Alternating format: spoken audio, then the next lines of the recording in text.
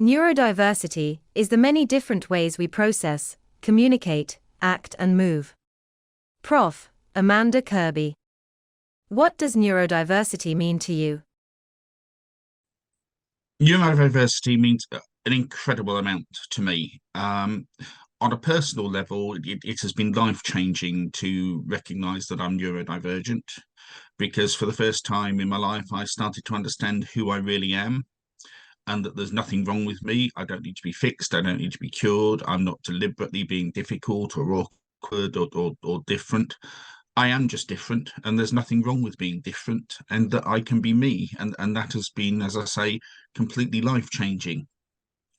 From a wider perspective, neurodiversity means a huge amount to me too, because I think it gives us hope for the future, that we can solve some of the huge problems that we're facing.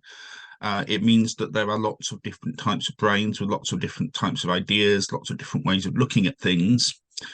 The analogy I like to use is with a sports team, that you wouldn't have a sports team that's made up entirely of attackers, however good the attackers are, because you wouldn't be able to compete without any defenders.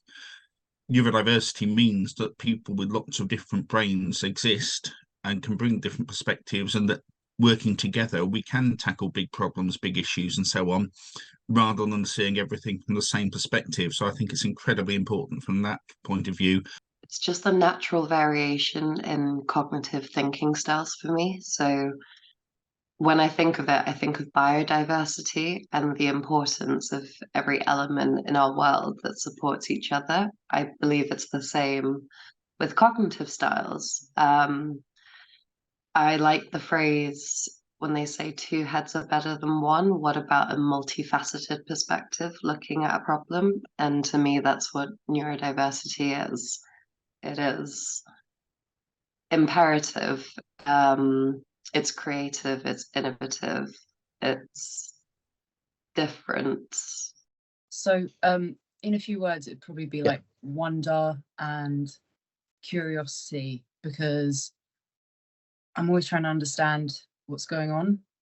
I have a lot of curiosity about a lot of things that I don't understand, and I really want to just keep learning about them. So it's just wonder, you know, like the world is beautiful.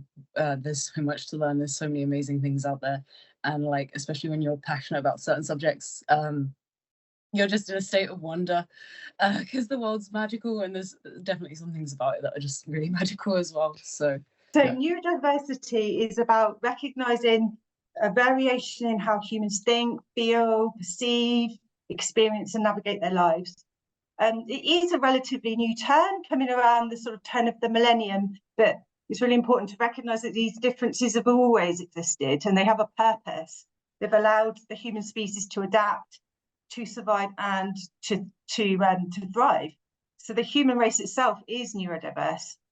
Neurodivergent people, they have a different type of brain and mind that differs to the majority. So it might include things like autism, ADHD, dyslexia, dyscalculia, which relates to numbers, dysgraphia, which relates to challenges in terms of handwriting, and some people would include mental health under the term as well.